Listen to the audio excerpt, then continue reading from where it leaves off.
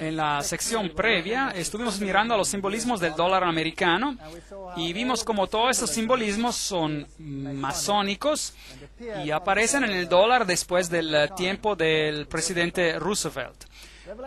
Apocalipsis 13:11, después vi a otra bestia que subió de la tierra, tenía 2 cuernos semejantes a los de un cordero, pero hablaba como un dragón. Vamos a tratar con esta profecía en detalle en otra conferencia. Ejerce toda la autoridad de la primera bestia, la cual encontraremos definida como el catolicismo romano, que surgió antes, y hace que la tierra y sus habitantes adoran a la primera bestia, cuya herida mortal fue sanada.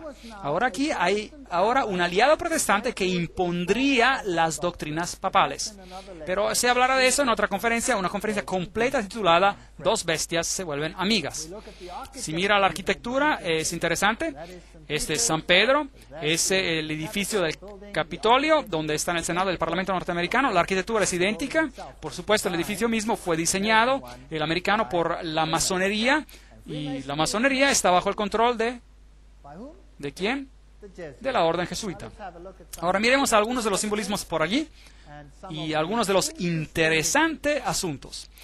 Ahora estamos listos para la Segunda Guerra Mundial y las 3 personas que desempeñan el rol principal entre los aliados son este hombre de aquí, Winston Churchill, y él era un ¿qué? Un framasón de grado 33.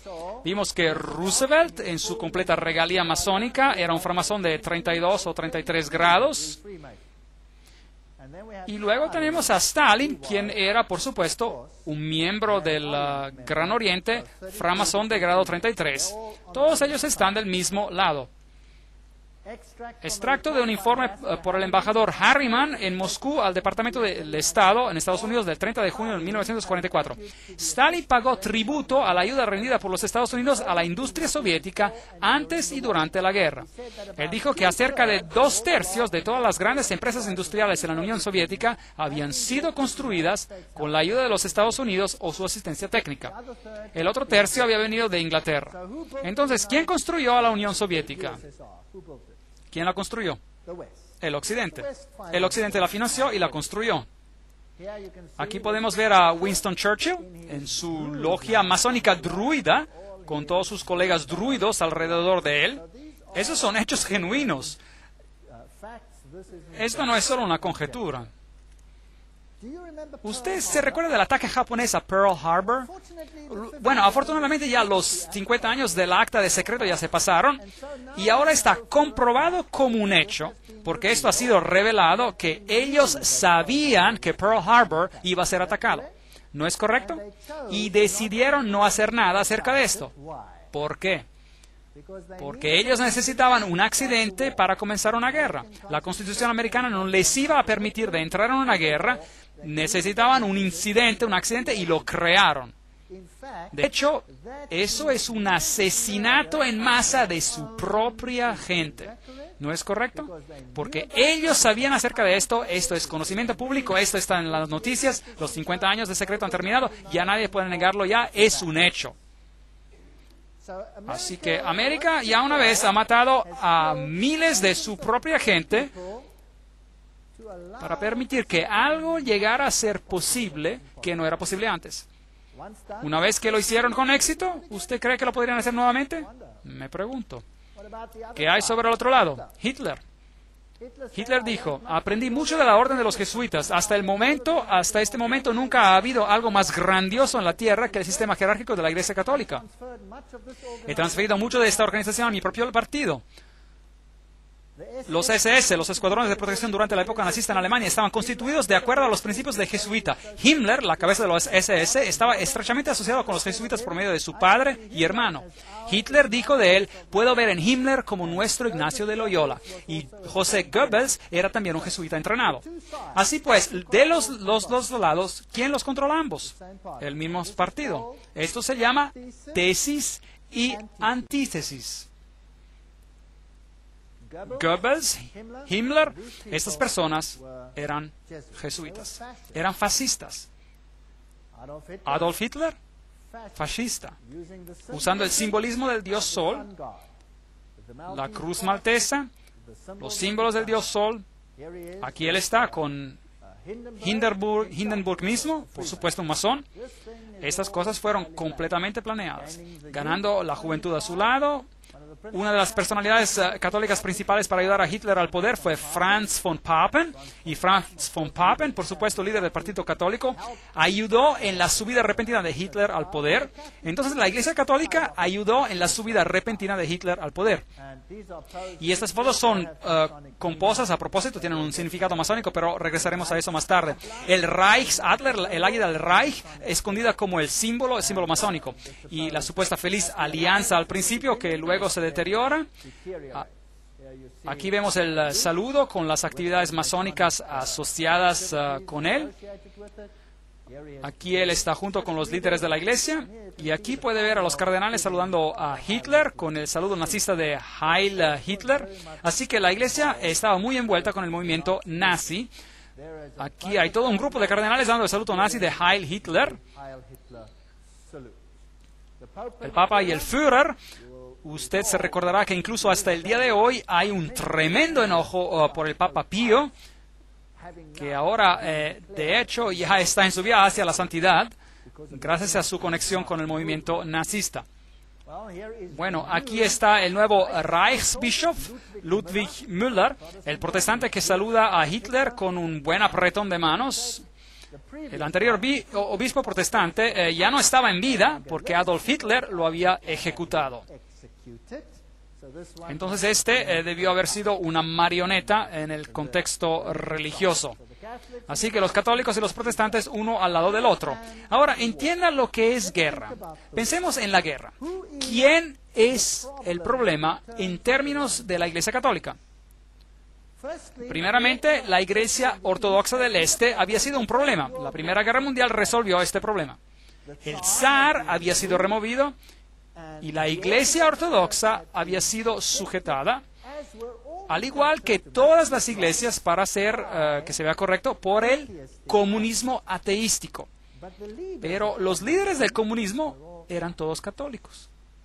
De hecho, he viajado en muchos de esos países y las personas mayores de edad, todas me dijeron, ahora comprendemos por qué los líderes de los regímenes comunistas, porque ellos todos asistían a la Iglesia Católica. ¿Por qué si todos eran ateístas, eran tan buenos católicos? Bueno, este poderoso ejército se levantó, pero Alemania se divide. Está dividida. El norte de Alemania y particularmente el este de Alemania es todo protestante. Son luteranos. Y son escépticos del papado. Mientras que el sur de Alemania es todo católico. En los países ortodoxos como la entera Unión Soviética, tenemos a la Iglesia Ortodoxa controlando el pensamiento de las personas. Ahora, desde la subida al poder del comunismo, eso ha sido reducido o sujetado, y la Iglesia Ortodoxa ha sido sujetada a los estados, a los gobiernos. Ahora viene esta guerra poderosa. Los símbolos que se llevan aquí son los símbolos de Lucifer. También se usa en la teosofía. Allí puede verlos. Allí está la esvástica, la serpiente que todo lo ve. Y Adolf Hitler mismo era un tremendo ocultista. Por supuesto, como un iniciado de jesuita lo tenía que ser. Pero, por supuesto, su vestimenta, su máscara exterior de religión era el catolicismo. Usted encontrará la misma esvástica en el pie de Buda. Como les dije antes, fue un sacerdote jesuita, el padre Stempfle, y no Hitler, quien realmente escribió Mein Kampf, Mi lucha, el libro. Así que un jesuita escribió el libro. Los SS tienen los mismos símbolos como la sociedad secreta de calavera y huesos. La calavera con huesos cruzados, Meine Ehre heißt Treue, mi honor significa lealtad, fidelidad. Los SS habían sido organizados por Himmler de acuerdo a los principios de la orden jesuita y se convirtieron básicamente en la nueva, si desea, Inquisición. Y cualquiera que no obedeciera al sistema era destruido. Ahora, se lee mucho en la literatura sobre los 6 millones de judíos que fueron destruidos. Pero no leemos nada sobre más de 2,5 millones de personas de las más brillantes en Alemania. Todos los profesores, todos los alemanes inteligentes y altamente educados, quien fueron matados por Adolf Hitler. Hombres pensadores no pueden ser tolerados en tales regímenes. Degradar el pensamiento individual. Debemos de tener de un lado siervos y del otro la élite. De un lado a los goyems, el ganado, y del otro los super iluminados. Y muy irritante. Recuerden que la revista jesuita Civiltà Católica, medio de comunicación de los jesuitas, dice muy francamente, el fascismo es el régimen que corresponde más estrechamente a los conceptos de la Iglesia Católica. El fascismo es fascinante. Bueno, disculpen el retruécano, pero bueno, el fascismo tiene un líder central. Y ven, el Papa, finalmente, un líder central, control total sobre las personas, aunque la gente cree que está libre, porque consiguen todo lo que requieren. A diferencia del comunismo, ellos pueden tener derechos de propiedad, pero los derechos de propiedad están entre comillas, y regresaré más tarde a eso en otra conferencia, en caso de que usted haya sido engañado a creer esto. Ahora, aquí están las fascie, el manojo de varas acompañado por una hacha o por una lanza, que simboliza el poder sobre la vida y la muerte, llevado por el oficial romano como un símbolo de autoridad. Bajo la República, el cónsul o pretor, cuando comenzaba una expedición, tomaba sus votos en la colina Capitolina, donde ahora se encuentra el Vaticano, de hecho, un hecho bien simbólico. Sí, él era aclamado imperator, en otras palabras, un líder por sus tropas. Él cubría su fascia con un laurel y a su vuelta depositaba la corona sobre la colina de Capitolina. Todo conduce a Roma. Qué historia fascinante. Así que, donde usted encuentre los fascie, usted debe saber que Roma está detrás de esto.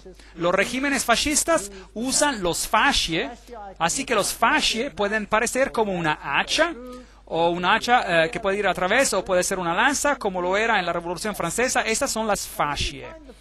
Ahora, ¿dónde encontramos las fascie? Un letrero para la campaña de 1888 para el candidato de la presidencia de Grover Cleveland. Benjamin Harrison lo derrotó, pero más adelante él ganó. Cleveland fue reelegido a un término no consecutivo de presidencia. Allí está en su águila en pie de 2 fascie. ¿Lo ve? El fascismo ocultado en los Estados Unidos. ¿Sabía que los Estados Unidos debería estar alejado como el cielo de la tierra en cuanto al fascismo? Bien, bueno, eso es fascinante. El edificio del Capitol en los Estados Unidos, si usted va a la cumbre, eso es el resultado. Fascie, fascie, fascie. Así que los Estados Unidos finalmente se convertirán en un estado fascista. Nadie hubiera creído eso hace 50 años, hace 100 años atrás, hace 10 años atrás, quizás ni siquiera 5 años atrás. Hoy, ¿cómo se ve? Hay control poderoso del Estado sobre cada uno, así como en los tiempos de los SS en Alemania. Si usted se mueve, está saliendo de una nueva ley la cual vigilará a la gente del Estado. ¿Sí o no? Sí, el proyecto de ley llamado Patriota. ¿Ha escuchado de eso? Hay toda clase de leyes interesantes saliendo. Ahora, ¿de qué tipo de gobierno es ese? Interesante. Ahí está. ¿Sabía que las fascie aquí, la fascie detrás de la tribuna del podio de la Casa de Representativos en Washington, D.C., ¿las ve? Note, detrás de las sillas aparece un hacha dorada, allí está, y el hacha y las fascie. Así que de siempre lo saben, solo están esperando por la oportunidad, pujando el tiempo. Monedas romanas antiguas con los fascie. Aquí está una fascie detrás de una moneda de 10 centavos en América, con una llama ahí, una fascie en el dólar americano. Y los presidentes sentados a los lados de los fascie, ahí está Washington, incluso Abraham Lincoln se sentó en una silla con fascie. Aquí está la insignia de la Guardia Nacional, tiene fascie, hay fascie en la Estatua de la Libertad. Leamos lo que Anthony Sutton, se recuerda de este hombre que escribió acerca del grupo Calavera y Huesos, educado en la Universidad de Londres, Göttingen y California, investigador en el Instituto Hoover. Ese es un nombre importante. Veamos lo que él tiene que decir. ¿Cómo la orden crea guerra y revolución? Habla de la sociedad secreta Calavera y Huesos, que son los Illuminati, que tienen a los jesuitas detrás de las escenas. La historia operacional de la orden solo puede ser entendida dentro de un marco del proceso dialéctico hegeliano. Hegel, el gran hombre que dijo, siempre crea dos direcciones, tesis y antítesis, y rózalas bien rosadas. ¿A quién le importa cuántas personas mueran en el proceso? Luego tienes la síntesis, lo que realmente es lo que uno desea conseguir. De este axioma sigue que el conflicto controlado puede crear una historia predeterminada. Por ejemplo, cuando la Comisión Trilateral discutió el manejo del conflicto, etcétera, etcétera, ya hemos leído toda esta cita antes, ya que la voy a pasar por alto. La síntesis, esto es el resultado del proceso, la síntesis buscada por el establecimiento es llamada la nueva orden mundial. Sin el conflicto controlado, esta nueva orden mundial no ocurrirá. Las acciones individuales aleatorias al azar de las personas en la sociedad no producirán esta síntesis. Es un síntesis artificial y por lo tanto tiene que ser creado. Así que uno escucha de una guerra aquí, una guerra allí, una revolución aquí, una revolución allí. Las revoluciones tienen que ser financiadas. Uno nunca escucha de dónde viene el dinero para financiarlas. ¿Quién financia las revoluciones? ¿Quién las controla? ¿Ven? Tenemos a nazis contra la Unión Soviética, Corea del Norte, el norte de Vietnam, ad nauseam hasta el hastío contra los Estados Unidos. El conflicto procura beneficios mientras empuja al mundo siempre más cerca del único gobierno mundial. Ahora, ¿no es lógico que eso es lo que Satanás quiere? Él quiere un único gobierno mundial. Así que en la filosofía hegeliana, el conflicto entre la derecha política y la izquierda política, o la tesis y el antítesis, en términos hegelianos, es esencial para hacer avanzar el movimiento de la historia y causar el mismo cambio histórico. ¿Ha notado que cada país tiene un partido izquierdista y un partido derechista? ¿Han oído acerca de esto? Y su país también lo tiene también. De lo contrario, no habría razón de votar, ¿correcto? 2 de ellos. Ahora, veamos cómo funciona esto. El presidente Woodrow Wilson hizo esta declaración. Ahora, ese es un presidente hablando. Algunos de los hombres más grandes en los Estados Unidos en el campo del comercio y de la industria saben que hay un poder tan organizado, tan sutil, tan completo, tan omnipresente, que es mejor hablar con suavísimo susurro si hablan en condenación de él. Entonces aquí hay un poder que controla todas las cosas. Karl Marx en Das Kapital, el libro, planteó el capitalismo como la tesis y el comunismo como la antítesis. Ahora tenemos los jesuitas clamando por el capitalismo y tendremos a jesuitas clamando por el comunismo.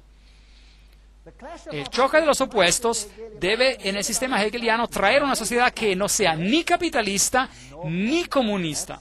Esa es la síntesis.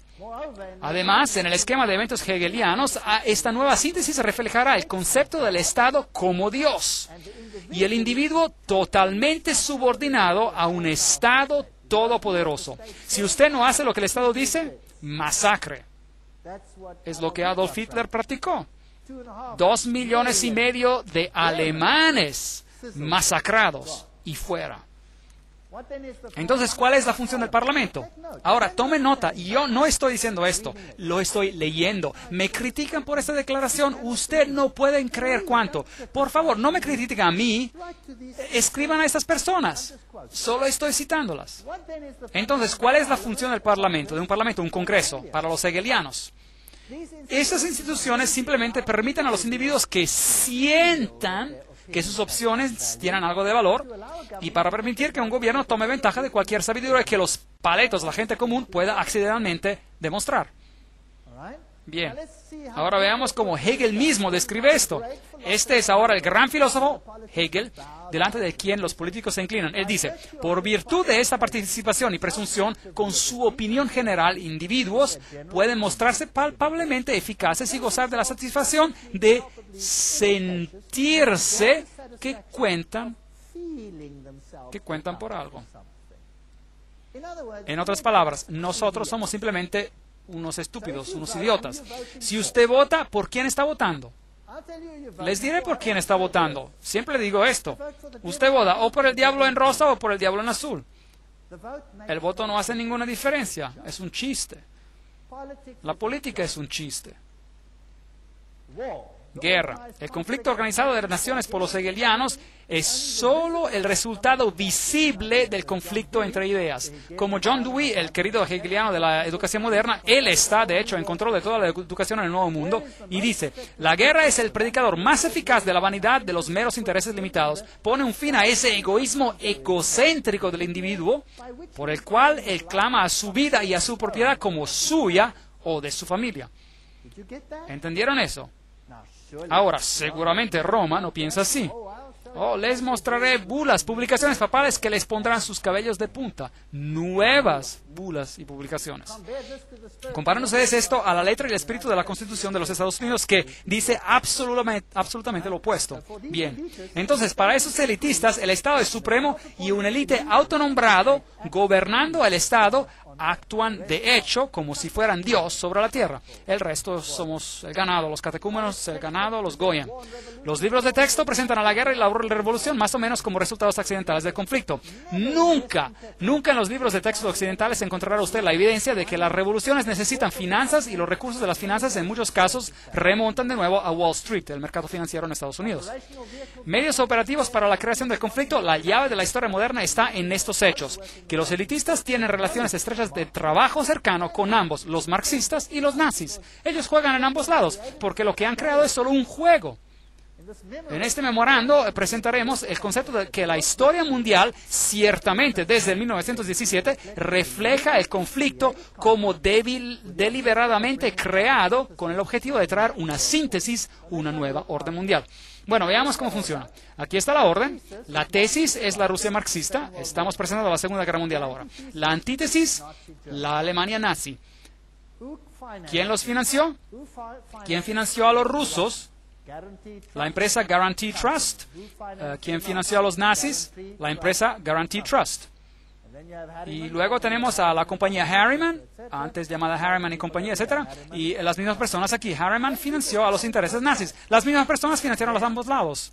Luego tenemos la revolución bolchevica en 1917 y en 1933 la ascensión de Hitler al poder, el conflicto entre los dos, tremenda ganancia y el resultado. Después de la Segunda Guerra Mundial, las Naciones Unidas da el primer paso hacia la nueva orden mundial. Ahí lo tenemos. Maravilloso. Todo financiado por las mismas fuentes. En 1948 empieza la carrera para crear bombas atómicas. En 1950 María recibe el estado peregrino. La estatua de María se vuela a Moscú por la instrucción del Papa Pío XII. En 1950 Francis Matthew llama para una guerra nuclear con Rusia y comienzan a argumentar entre los dos. Note cuántos fueron matados por Stalin. Entre el 1.766.188 víctimas hasta el comienzo de 1922, números obtenidos de los documentos soviéticos, cerca de 5.000 eran sacerdotes, maestros, monjas, etc., de la Iglesia griega ortodoxa. Tan pronto como la persecución se extendió a los millones de luteranos, reformados, bautistas, metodistas y especialmente a los cristianos menonitas, la circulación de la Biblia no está solo estrechamente prohibida, pero es también castigada severamente. Eso es lo que Stalin hizo. Stalin mató a millones. ¿Escuchamos de 6 millones de judíos? Bueno, piensen en términos de 30, 40, 50 millones de personas cuando usted piensa en Stalin, el más gran asesino en masa que jamás se haya visto. Y Foster Dulles, presidente Kennedy, ¿cuál es la historia allí?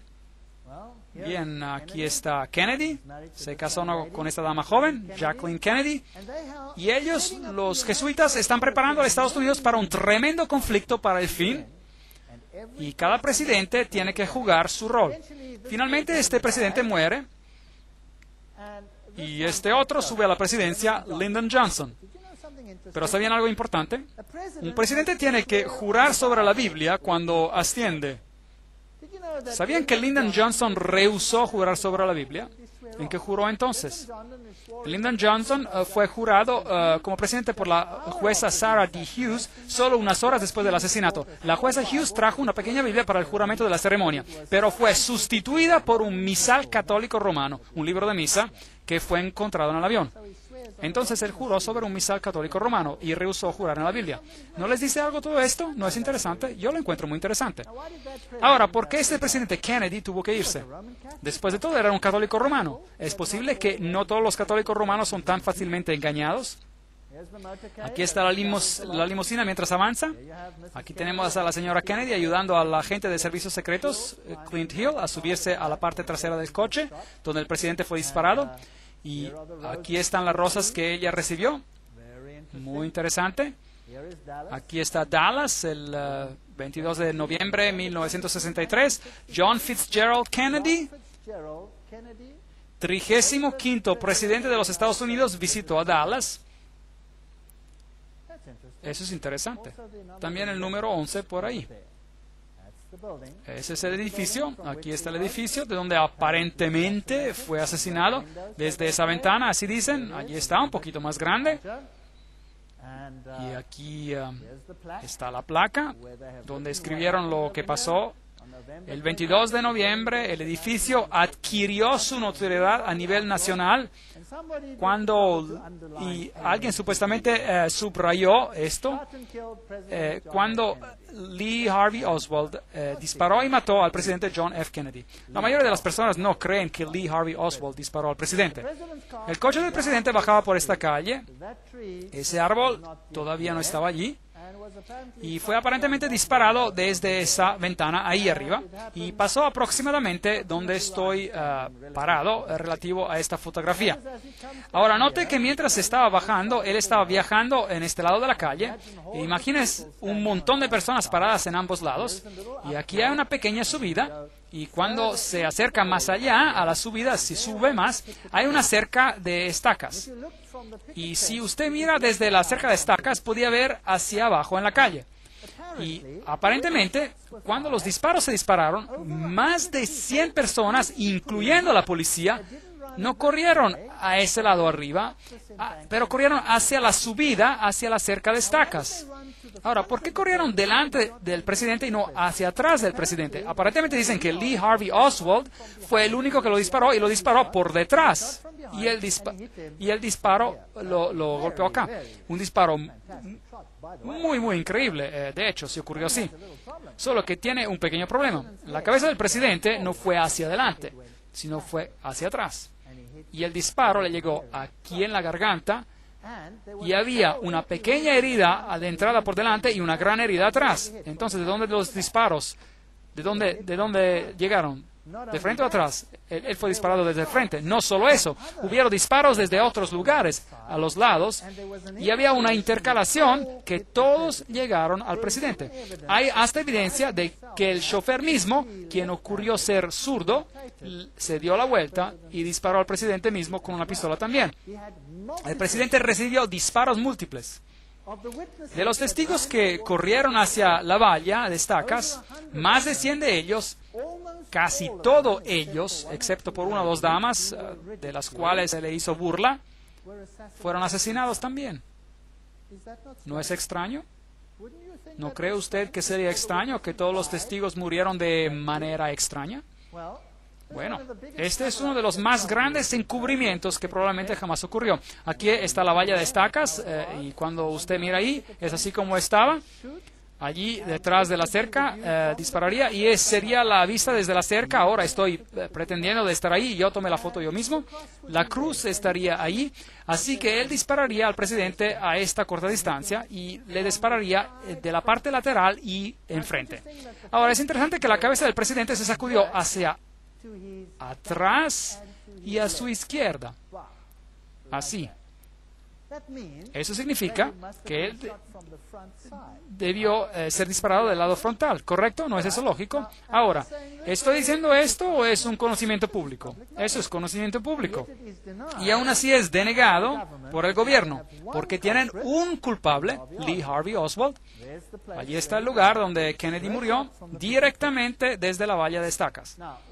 Ahora, veamos cómo JF Kennedy murió y veamos la producción de la televisión sobre este asunto y luego usted hará su propia decisión. El título del video: Dallas, Texas, 22 de noviembre de 1963, presidente John F. Kennedy asesinado 37 años después. El pueblo americano aún no sabe la verdad. Engaño, engaño, engaño. Regresemos a ese día en Dallas. La fecha era un 22 de noviembre. La hora, poco antes de mediodía. Primero había una gran muchedumbre, pero mientras la caravana de automóviles se acercaba a la Plaza Elite, es aquí donde la caravana de automóviles violó las propias reglas de los servicios secretos. Mientras el auto daba una curva, bajó su velocidad de 40 millas por hora a 7 millas. Fue precisamente allí que los golpes se dispararon. Por 6 segundos, los ocupantes en el carro de Kennedy fueron golpeados por las balas. Kennedy se agarró de su garganta. La cabeza de Kennedy explotó, empujada por una gran fuerza hacia atrás y hacia la izquierda. Entonces, y solo entonces, el auto del presidente aceleró rápidamente y siguió. Lyndon Johnson, el nuevo presidente, ordenó a una comisión federal de investigar el crimen. La comisión Warren nos ha dado la versión oficial. Lee Harvey Oswald había actuado solo. Pero si todos los 3 disparos habían venido de atrás, entonces ¿por qué la cabeza del presidente voló hacia atrás? ¿Por qué tantas personas, incluyendo a policías, no corrieron hacia el almacén de libros donde estaba Oswald, pero hacia la cerca? Si la comisión de Warren estaba en lo correcto, ¿por qué tantos testigos alegaron ver algo completamente diferente del informe oficial? Hasta unas 177 personas murieron simplemente por saber demasiado. El momento en que Kennedy fue matado, un encubrimiento masivo entró en operación. Testigos fueron amenazados y muchos de ellos asesinados. Jean Hill entrevistaba inmediatamente después. Un disparo salió y él se agarró del pecho, hubo un intervalo y 3 o 4 disparos más se escucharon. La limusina ya había acelerado. Con nosotros ahora está Jean Hill, quien estuvo más cerca del auto del presidente que cualquier otro durante los disparos. Señorita Hill es una profesora de primaria en Dallas y ha estado en constante temor de su vida por los últimos 29 años. Comprendo que 2 hombres alegando de ser agentes de los servicios secretos la interrogaron después del asesinato. ¿Qué le preguntaron? Me preguntaron lo que había visto. Les dije que había visto la cabeza del presidente, que vi a un francotirador desde el montículo, la subida, y que escuché de 4 a 6 disparos. Pero ellos me dijeron que solo escuché 3 disparos. ¿La entrevistó alguna vez la comisión de Warren? Oh, sí, fui entrevistada por nuestro inspector, quien, trató mucho de desacreditar todo lo que dije. Él me acusó de muchas cosas, desde una aventura amorosa mezquina, de buscar fama o simplemente de estar mintiendo. Habla el inspector del asesinato. Hemos encontrado los hechos reales y ciertamente nadie en los pasados 25 años ha comprobado que nuestras conclusiones básicas son incorrectas. Fue el inspector quien vino con lo que llaman la teoría de la bala mágica, que hace ver cómo una bala se fue a través de ambos Kennedy y el gobernador de Texas, John Connally. La bala fue más tarde descubierta virtualmente intacta en la camilla del hospital de Connally. La verdad, si hubiese sido conocida, si hubiese salido, hubiera revelado de que sí había una conspiración. Una conspiración para matar al presidente necesitaba una persona a quien echarle la culpa, alguien quien tomaría la culpa. Hubo muchas cosas que supuestamente usted no debería haber visto, como la prueba de parafina dada a Oswald, que probó con seguridad que Oswald no había disparado con un arma en aquel día. o la cámara espía encontrada en las posesiones de Oswald, emitida a él por el gobierno de Estados Unidos, o la carta de Oswald a nuestro señor Hunt, pidiéndole cuál era su siguiente tarea. El único señor Hunt del que sabemos, en este caso, es el señor Howard Hunt de los servicios secretos americanos, quien compartía la misma oficina con Oswald en Nueva Orleans, la oficina que pertenecía a Guy Bannister, el jefe de la Policía Federal Americana. No solo estaba de dirección a los supuestos folletos pro Castro de Oswald, pero la cuenta de Oswald usaba para imprimir los folletos pertenecía a los servicios secretos americanos. Howard Hunt con los servicios secretos americanos, Guy Bannister con la Policía Federal Americana y Lee Harvey Oswald, todos en la misma oficina. Aquí está una teoría de cómo el presidente Kennedy fue asesinado. La caravana de automóviles de Kennedy fue preparada para dos curvas, llevándolo directamente a una triangulación. El primer disparo vino desde la valla de las estacas. Llegó a la garganta de Kennedy. El segundo disparo vino desde el edificio Daltex, al lado del edificio del almacén de libros. Este entró en la espalda de Kennedy. El tercer disparo vino desde la esquina sureste del edificio del almacén de libros y vino desde el séptimo piso. Llegó al gobernador Connolly. El cuarto disparo vino desde el edificio Daltex, falló un poco, golpeó a la acera hiriendo a una persona que estaba allí. El quinto y el sexto disparos fueron disparados casi simultáneamente desde el almacén y desde la valla de estacas. Ambos llegaron a la cabeza de Kennedy, uno desde arriba, moviéndolo hacia adelante, y luego, uno instante después, uno desde el frente, arrojándolo hacia atrás. Otra teoría incluye al chofer, el agente secreto William Greer, como uno de los francotiradores. Miren al chofer cuidadosamente. Aquí usted ve al pasajero en el frente dándose la vuelta y mirando al presidente en vez de saltar atrás para asistirlo, y él se gira hacia adelante. El chofer ahora está dándose la vuelta. El arma viene a la vista y dispara. Usted verá esto repetidamente en esas secuencias. Kennedy había sido disparado en la garganta y él está inclinándose hacia su izquierda. El chofer ahora empieza a darse la vuelta. Su brazo izquierdo está sobre su hombro derecho y ahora dispara. Nuevamente usted ve al chofer darse la vuelta y ve que el arma se expone a la vista. Él está dándose la vuelta nuevamente, el arma se expone a la vista y él dispara. Usted puede ver claramente su cabeza darse la vuelta y luego su brazo y el arma extendiéndose a la vista sobre su hombro derecho. Una de las primeras actividades de William Greer, el chofer, después de que la limusina presidencial llegó al hospital de Parkland, fue de obtener un cubo y una esponja y agua y comenzar a lavar la sangre y pedazos de cerebro de la limusina del presidente. Hay una nueva teoría acerca del asesinato de John F. Kennedy. Un científico del gobierno indica que las cintas audio de la policía proveen nueva evidencia de que hubo un segundo francotirador. Si pudiera ser probado que el sonido en la cinta fue un disparo y que de hecho vino desde la subida de hierba, entonces proveería algo de evidencia de que hubo un segundo francotirador además de Harvey Lee Oswald. Pero hasta ahora pocos están de acuerdo con la conclusión hecha por Thomas. Hola. Sí, Ray, adelante, por favor, hable. Me gustaría saber por qué ha tomado tanto tiempo para obtener esta información y que la verdad sea expuesta. Le responde Víctor Marchetti, un oficial de la Policía Secreta Americana. Durante el tiempo del asesinato, en primer lugar, todavía no se ha comprobado y no creo que nunca se va a comprobar. El secreto en el gobierno está diseñado para un propósito y solo un propósito. No es de guardar al enemigo o a la oposición de saber lo que está ocurriendo, pero de guardar al pueblo americano de saber lo que está ocurriendo. Y toda la evidencia que existe, o quizás alguna vez haya existido, que implicaría al gobierno en el asesinato de Kennedy, puede estar seguro de que esta evidencia está ahora destruida. Así que, aun si todo se comprobara ahora, las posibilidades de solucionar el asesinato de Kennedy y de dar la culpa a la parte culpable es casi imposible. ¿Por qué alguien mataría a un presidente tan popular de los Estados Unidos? Kennedy estaba cambiando el status quo. Él decidió que ya no podía confiar en los servicios secretos americanos. Él estaba transfiriendo las operaciones secretas directamente al jefe del Estado Mayor Conjunto. Poco después despidió a Alan Dulles, quien había sido el director del Centro de Inteligencia desde 1953. Kennedy continuó haciéndose enemigos mientras se retiró de la confrontación mundial.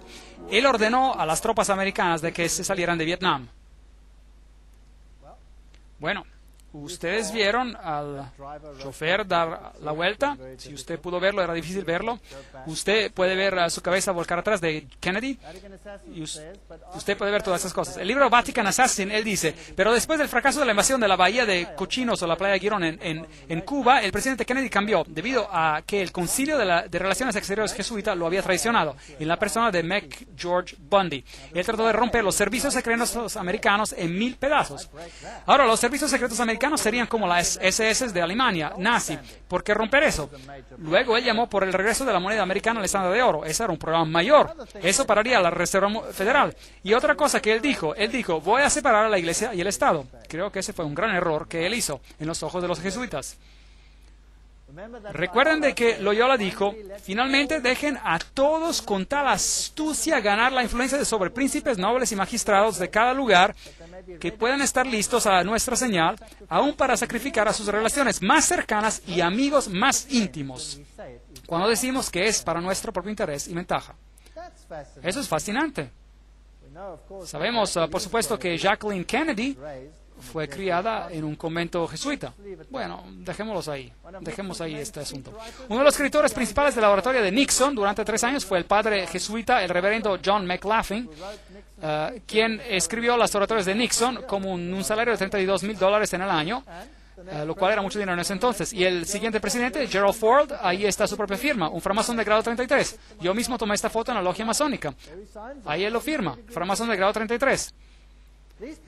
Estas personas no son lo que dicen ser, y cuando lo miramos, y cuando vemos estas apretadas de manos que tienen, y la santa alianza entre el papado y los Estados Unidos de América, esto es a propósito una foto de la señal. Reagan designó a este hombre para ser representante del Vaticano. Así que en 1987 Juan Pablo II visita a los Estados Unidos, el presidente Reagan lo saluda y dice, mientras tú nos exhortes, nosotros escucharemos. Esta no es una separación de la Iglesia y del Estado, porque con todos nuestros corazones añoramos hacer este buen país aún mejor. El Papa es citado como diciendo, vengo como un amigo de América y de todos los americanos, católicos, ortodoxos, protestantes, judíos, personas de todas las religiones y todos los seres humanos de buena voluntad. Interesante. Aquí está junto a lo que es a propósito también un cuadro masónico, pero no entraremos en detalles. Esta también es una señal masónica, pero no iremos en esos detalles. ¿Cómo planean sus viajes? Preguntémosles. Aquí está Ronald Reagan planeando su viaje a este presidente de Rusia. En septiembre, Gorbachev propuso un encuentro precumbre en Reykjavik, Islandia. Washington consistió... los astrólogos escogen la hora y la fecha de salida a las 9:45 de la mañana y del 9 de octubre Reagan voló a Reykjavik. Tiene muy mal el Saturno, tienes que cultivar a Júpiter. Ahora él está actuando como Nabucodonosor. Llamemos a los astrólogos para decirnos cuándo tendría que tomar lugar esta reunión. Usted sabe, el 11 es una fecha muy importante. Los presidentes mueren ese día, edificios se caen. Mi Papa, el Papa Juan Pablo II, confirmo para usted como el Papa de mi secreto, el Papa de quien hablé a los niños durante las apariciones, el Papa de mi amor y mis penas. Eso es lo que María aparentemente dijo a los niños en Fátima. Este es el Papa del secreto. María predijo que él tendría o recibiría un atentado de asesinato, y los canales modernos, por medio del padre Goebbels, dicen que este es el Papa de la promesa. Bueno, Malachi Martin, en The Keys of This Blood, las llaves de esa sangre, ese es un trabajo pontífico, escribe claramente la nueva agenda, la agenda del cielo, el gran diseño de Dios por una nueva orden mundial había comenzado. El Papa Juan Pablo ahora andaría zancando en la arena del juego final del milenio como algo más que un gigante geopolítico de ciudad. Él era y sigue siendo el siervo sereno y con confianza, el siervo del gran diseño. Allí otra pieza del lenguaje masónico. Él va a ser el que manda todo, el hombre principal. Todo ese derramamiento de sangre, todas estas guerras. En Alemania, ¿qué pasó? ¿Qué hizo la guerra en Alemania? La Segunda Guerra Mundial. En Alemania, el norte de Alemania fue devastado. Fue bombardeado con bombas incendiarias, lo cual era ilegal de acuerdo a todas las convenciones. Ellos arrojaron bombas incendiarias en el norte de Alemania. La ciudad de Hamburgo fue hecha polvo por bombas incendiarias. Ahora, las bombas incendiarias no solamente destruyen a blancos militares, ¿qué destruyen? Queman seres humanos en vida. Entonces, la guerra apuntaba a destruir a las personas. Y luego, el este de Alemania, el entero conclave protestante fue cortado y dado a la Rusia soviética por 2 generaciones, donde se les impuso el ateísmo. Hoy ya no existe el protestantismo, porque el protestantismo ha sido destruido. La Iglesia ortodoxa ha sido sujetada. Todos ellos son sujetos a Roma. Millones de servos murieron. Millones. Ha sido una matanza en los últimos siglos como jamás este mundo ha visto. ¿Por qué? Para ganar el control completo del mundo.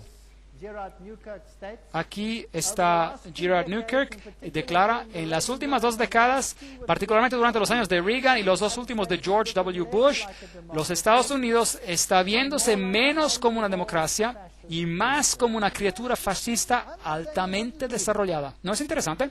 Yo no estoy diciendo esto, solo lo estoy leyendo.